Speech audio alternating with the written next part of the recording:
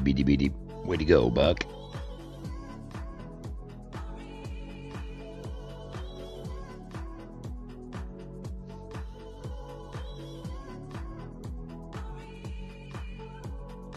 Rather cool. Good morning, man. Welcome. Well, actually, afternoon. Oh, my. Yeah. Just woke up. I think the new time slot for the show is going to be noon. East Coast time.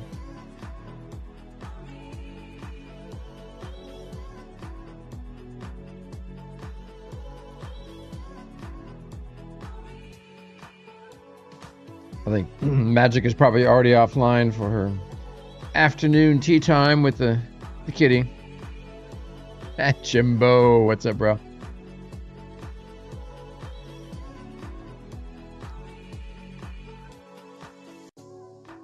I hope those in the U.S. are having an enjoyable Memorial Labor Day weekend. Today is Labor Day. Even the president got some time off. This golf course is right next door. So we saw their motorcade leaving the area yesterday. It's a lot of logistical work to move a president about the country, especially on the roads.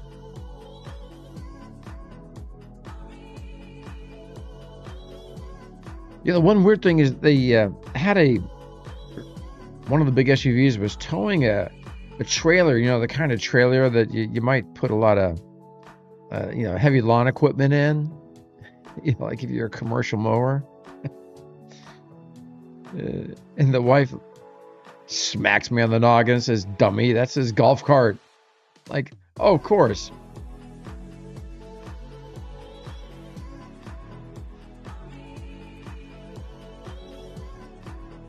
I had an interesting day yesterday, though. We drove out to James Madison University to go visit my son. Brought the corgis with us. After all, he is their pack leader. It was a good time. Long drive, though. It's like just a little over 2 hours each way. Care Bears, happy Monday. Indeed. It is officially Labor Day here in the States. So we kind of have a day off. But what's interesting is I figured my son would have the day off.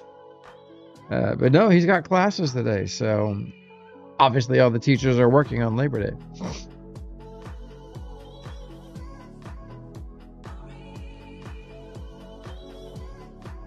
So we got some screenshots from the sunset at DU. Opening soon.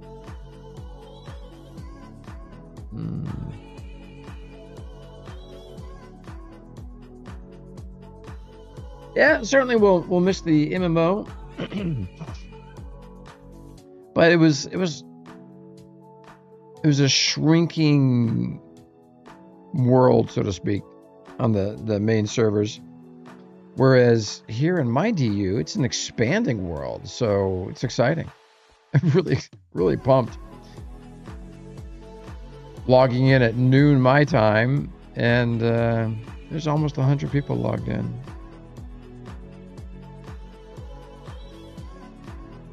I was always curious how many people were playing DU.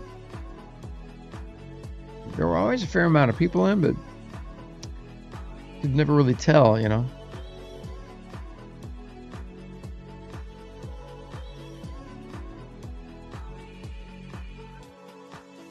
Gotta say, though, Mhaijik nailed it. It was an exciting send-off for Dual Universe. Best sunset of any game I've ever played.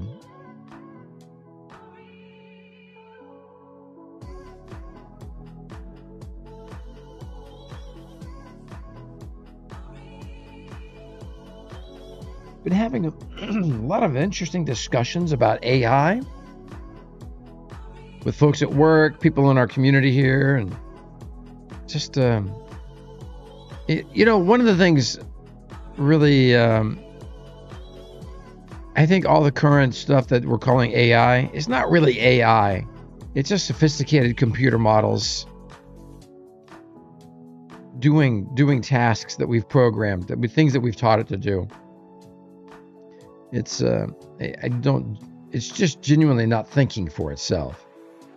It's just very skillfully doing things that we've trained it to do, and that's not AI.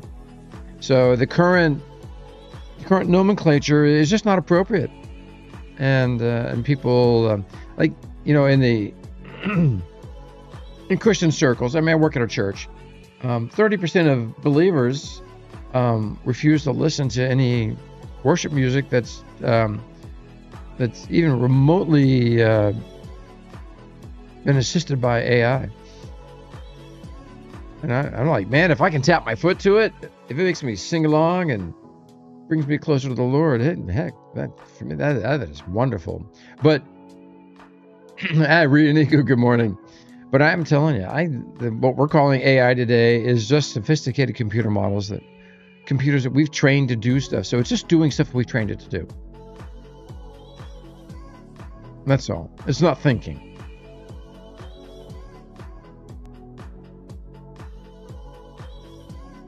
So I do believe, though, that we are maybe just around the corner from actual AI. They're calling it, was it General AI? GAI? Yeah, cool. I'm all for it, man. So, you know, I got a buddy who's a famous audio engineer. He works at one of the biggest studios here in DC. They're right next to NBC, and NBC is like one of their top customers. But I sent him some stuff I was working on. He refused to listen to it. He's a friend of mine, you know. So we got into a long conversation. I just asked him, "Hey, so tell me what your thoughts are. You know, how did you get to where you are on this topic?" And it was a good convo. Really good convo. But he sees it as a direct threat to his work, his job, and what he does. And he's like, you know, I trained for 40 years to be an expert at what I do, and you know, now I see this, you know, what the world's calling AI right now, which is actually not, but he sees it as threatening his job and replacing, you know, what is, you know, real experience. And I get that. I can appreciate that. MT, good morning, man. But here's the other thing is, I think what it's actually going to do is it's going to enable people who couldn't do this before to create. You know, and that's true for video, for artwork, for music and audio. It's putting creation, the power of creating these different mediums in the hands of people who have the desire to do it, but just didn't have the experience or capability, but have the desire, or didn't have the finances, the means to be able to do it, or the time, and now they can. And man, I am all for it. I'm 1,000% in. So I'm excited. I've been creating a lot of stuff. YouTube just came out with a rule set that Rick Beto is covering, and it's that content that was created with AI cannot be monetized. No, I disagree with that perspective. They're kind of bending the knee, but that's okay. You know, I'm not going to argue. It's there's things will get sorted out. Rick Beto was complaining about Spotify still letting people who are generating AI music monetize their music, and an industry insider, a little birdie, put a nugget in his ear, really told him that they know that Spotify is generating their own music through using this AI tech. And it's like, you know, I got no problems with it, none whatsoever. Because there's still a demand for the actual musicians, you know, making their content. As long as the AI is not spitting out samples of their music. And the tools I'm using don't do that. And again, it's not AI. It's just highly trained, highly sophisticated computer models that people have trained doing the things they trained it to do.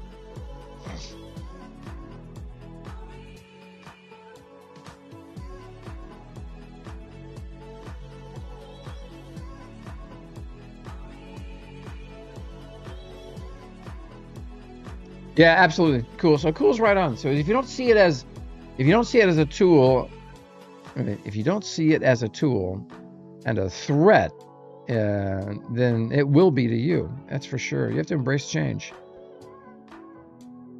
But the other 70% of like folks at the place where I work, church, they love it.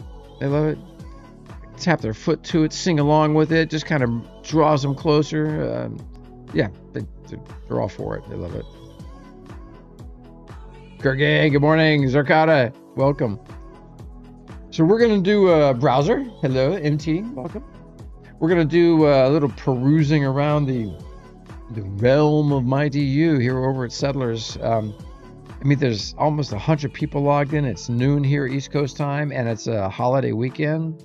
Which, that's a mixed bag. It pulls some people away from the game because of family time and community time, and on the other side, it does make people that would normally not be able to play because they're working, they got a day off, so they can have time to get in.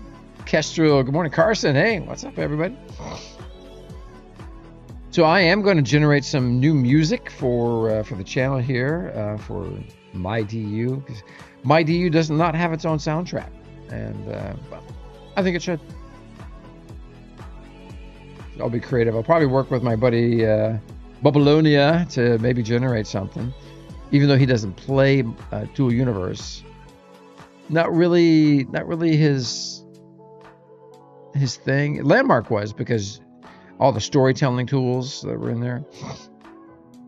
I'm hopeful that at some point we can really ramp that up here on Settlers, because you've got the basics, you've got the important stuff to do that. So you got the ability to do NPCs and scripting and do interaction. So that was the first thing we got to experience when we came to Settlers. I mean, I flipped out. It was so cool. Radio, what is happening, man?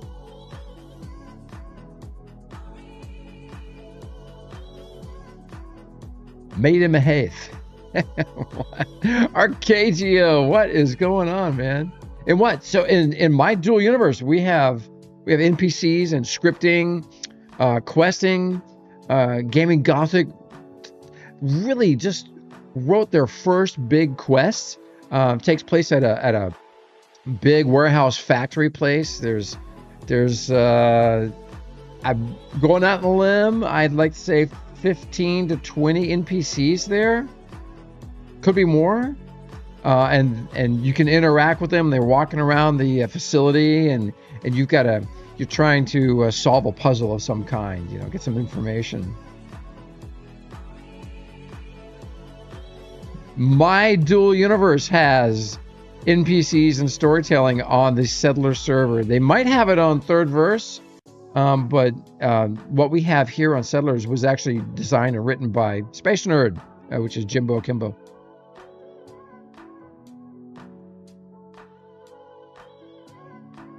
Oh, interesting, Space Nerd. So, all right. Well, that's a real logistical challenge.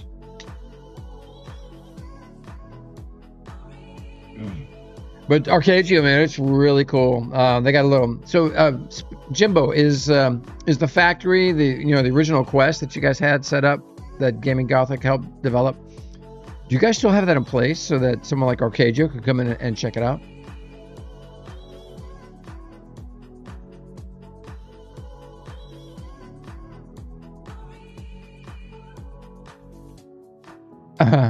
Arcadio, did you play Landmark? Oh my gosh, that comment. Dude, excuse me if I didn't realize that you played Landmark.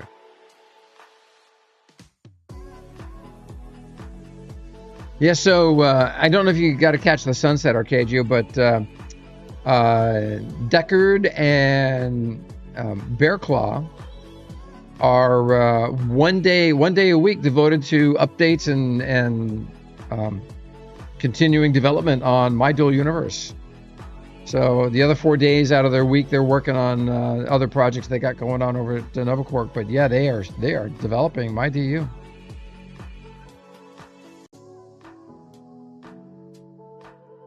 Arcadio, dude, what was your name in Landmark, bro? Hey, apologies. I don't think.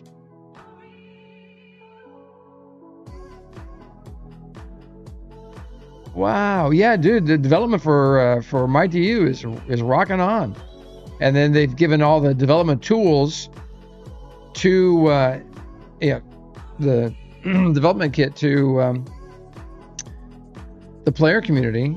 So we can't modify the client yet. That's another thing. I think there's some stuff that they've got to get license agreements in place with some people that provided tech for the client. But Arcadio, you didn't play a ton, but enough to be excited for EQ3. Dude, we are brothers, man. I had no idea. Daybreak, yeah. So I got warned about Daybreak because it's Columbus Nova. A buddy of mine worked for Lehman Brothers, and he said he'd done hundreds of deals. And he said the most unethical people he ever worked with were Columbus Nova. And when he heard that they'd bought Landmark, basically, he's like, dude, get out. Get out. They're the worst. And sure enough, we experienced the worst. Yep. Sony sold it to Daybreak. Daybreak Games, yeah, they sure do. Arcadia, man, it's good to see you, bro. So 35, or actually it's on sale, I think still. $28 for MyDU, one-time charge, and it's a game that's actively in development. And the cool thing is the community is able to develop it. So Space Nerd, which is Jimbo, and Lunar have picked up on the roadmap where Novaquark left off, and we now have Avatar versus Avatar. We have territory warfare. They've got a whole range of new player versus environment quests and missions. It's really it's just rocking, man. And a thriving community. So anyway, I'm going to roll the intro and we're going to get into it. Yo voy a cantar esta canción, yo voy a cantar esta canción para mi gente. Con una pasión tan fuerte. Ay, ay, ay, ay. Ahora sigo cantando y sigo gozando. Yo sigo cantando y sigo gozando.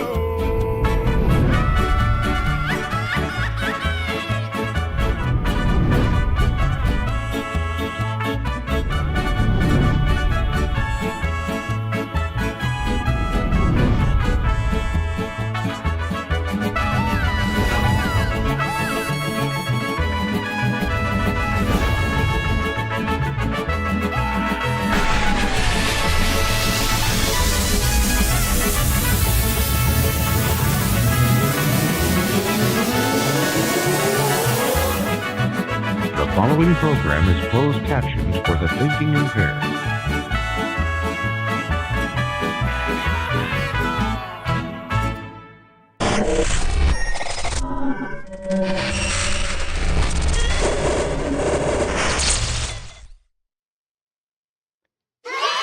We made it. Oh, and I left the door open.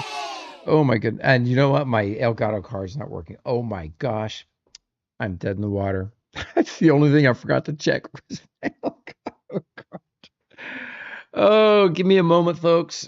I might be able to fix it. Might have to restart my machine. No idea why this happens on my laptop. I got an external device with the Elgato card in it. It's just crazy.